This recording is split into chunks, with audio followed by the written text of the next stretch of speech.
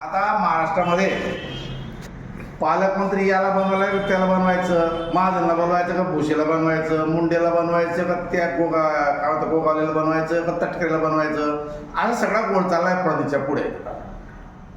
मी जळगाव जिल्ह्यातला माणूस, आमचे गिरीश महाजन आता साहेबांना निवडून आले, त्यांना आता नाशिकचं त्यांनी पालकमंत्री बनवण्याची काय गरज आहे?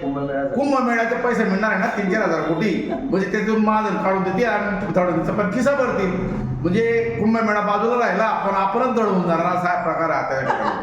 आणि म्हणून माझं काय म्हणणं माहिती का, महाजनला निवडून दिलं जामनेरच्या लोकांनी आणि तुम्ही पालकमंत्री बनवतात नाशिकचा, काय घेणं देणं? इनफॅक्ट मध्ये महाजन यांच्याच मतदारसंघात जामनेर मतदारसंघामध्ये शेतकऱ्यांच्या, कामगारांच्या, मजुरांच्या, विद्यार्थ्यांच्या खूप समस्या आहेत, त्या सोडवण्याची जबाबदारी महाजनची आहे. कारण त्यांनी मतदान केलंय, भले पैसे घेऊन करो का दारू पिऊन करो का मटण खाऊन करो, केलंय बरं का.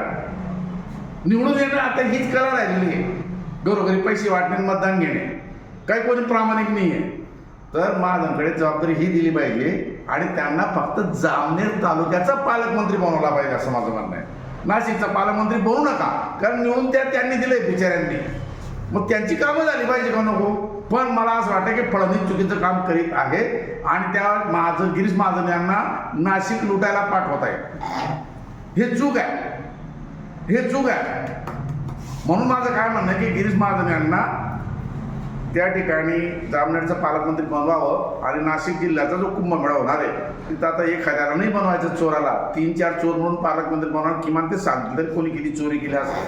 तुमचे सगळेच मंत्री चोर आहेत फडणवीस साहेब, तर तुम्ही काय करा, भुसेलाही बनवून टाका, दुसऱ्या खिशेलाही बनवून टाका, तिसऱ्या टुचेलाही बनवून टाका आणि या सगळ्यांना सांगा की हे चोरांनो कोणताही पैसा चोराच्या आधी मला माहिती दिली गेली पाहिजे. आणि म्हणून मला असं म्हणायचं आहे की माझी रास्त मागणी आहे की पालकमंत्री गिरीश महाजन यांना जामनेर तालुक्याचे पालकमंत्री बनवले पाहिजे, किमान 5 वर्ष तरी, तरच त्यांना त्या लोकांनी निवडून दिलं सार्थक होईल असं माझं म्हणणं आहे.